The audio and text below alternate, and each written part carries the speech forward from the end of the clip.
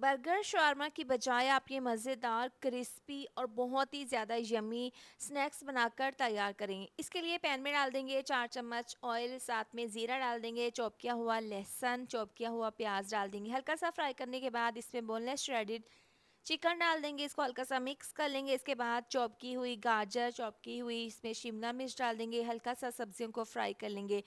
इसमें थोड़ा-सा नमक डाल देंगे, कुटी हुई लाल मिर्च, धनिया पाउडर, ज़ीरा पाउडर और इसमें डाल देंगे पिसी हुई काली मिर्च, हल्दी पाउडर। ये मसाले डालने के बाद टमाटर की प्यूरी डाल देंगे। अब इसको हल्का-सा मिक्स कर लेंगे। इसको 5 मिनट के लिए स्लो आँच पर, दम वाली आँच पर रख देंगे। 5 मिनट के बाद देखें बहुत ही यम्मी सा हमारा ये मिक्सचर तैयार है। 2 चम्मच टोमेटो केचप डालकर इसको मिक्स कर लेंगे।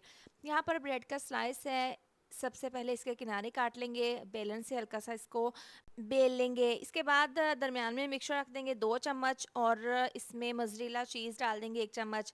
पानी लगाकर किनारों पर इसको फ़ोल्ड कर देंगे। बाउल में डाल देंगे मैदा, थोड़ा-सा पानी डाल देंगे, साथ ही इसमें डाल देंगे अंडा, थोड़ा-सा नमक, पिसी हुई काली मिर्च।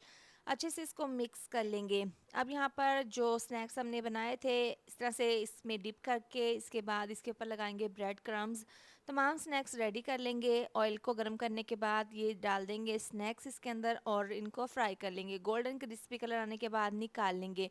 बच्चों का लंच हो या फिर घर पर पार्टी हो, ये मज़ेदार से यम्मी से स्नैक्स बनाकर तैयार करें। यकीन करें आपको खाकर मज़ा आ जाएगा।